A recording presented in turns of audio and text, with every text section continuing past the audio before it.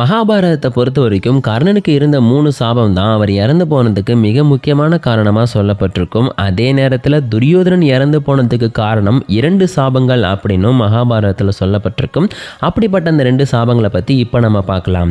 முதல்ல நம்ம பார்க்க போகிற சாபம் என்ன அப்படின்னு பார்த்துட்டிங்கன்னா, மகாபாரதத்தில் துகிலுரிகிற சமயத்தில் திரௌபதி அவமானப்படுத்துறதுக்காக துரியோதனன் பார்த்தீங்கன்னா தன்னோட தொடையை தட்டி என் தொடையில் வந்து உட்காரு அப்படின்னு கேவலமாக பேசியிருப்பாரு. இதை கேட்டோடனே பீமர் கோவப்பட்டு உன்னோட தொடையை உடைச்சி நான் அவனை வந்து கொல்லுவேன் அப்படின்னு கோவமாக பேசியிருப்பாரு.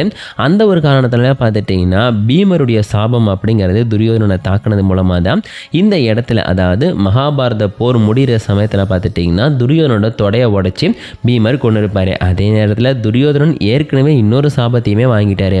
அதாவது போர் ஆரம்பிக்கிறதுக்கு முன்னாடி மைத்ரேயர் அப்படின்ற முனிவர் பார்த்துட்டிங்கன்னா இந்த ஒரு போர் அப்படிங்கிறது பல லட்சக்கணக்கான மக்களுடைய வாழ்க்கையை வந்து ஒன்றும் இல்லாமல் பண்ணிடும் அப்படின்னு துரியோதனன்கிட்டையும் கௌரவர்கிட்டையும் சமாதானம் பேச வந்திருப்பாரு. அந்த சமயத்தில் அவர் அவமானப்படுத்துகிற மாதிரி அவர் தொடையை வந்து தட்டுறது மட்டும் இல்லாமல் ரொம்பவே கேவலமாக பார்த்துட்டிங்கன்னா மைத்ரேயரையுமே வந்து இந்த ஒரு துரியோதனன் பேசிட்டாரு.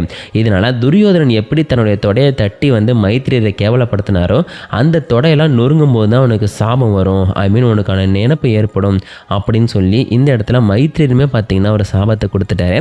அந்த ஒரு காரணத்தினாலே பார்த்தீங்கன்னா பீமனுக்கும் துரியோதனனுக்கும் ஏற்பட்ட அந்த மல்யுத்தம் அப்படிங்கிறது வந்து பீமன் வந்து நம்ம துரியோதனோட தொடையை உடைச்சது மூலமாக பார்த்துட்டிங்கன்னா ஒரு முடிவுக்கு வரும் அப்படின்னு சொல்லியிருப்பாங்க.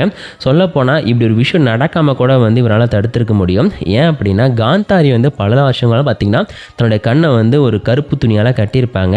அதனால் அவங்க கண்ணில் வந்து திவ்ய சக்தி உருவாயிருக்கும். ஸோ இந்த திவ்ய சக்தி பார்த்துட்டிங்கன்னா துரியோதனோட உடம்புல படும்போது தான் உடம்பு வஜ்ரமாக மாறும். ஆனால் பெத்த தாய் முன்னாடி வந்து சட்டையே இல்லாமல் போய் நிற்க முடியாதுன்ற காரணத்தினால துரியோதனன் பார்த்துட்டிங்கன்னா இடுப்புலேருந்து தொட வரைக்கும் வந்து ஒரு துண்டை கட்டிட்டு போய் நின்றுடுவார். அதனால் அவர் உடம்புலேருந்து கால் பகுதி வரைக்கும் பார்த்துட்டிங்கன்னா வஜ்ரமாக மாறிடும்.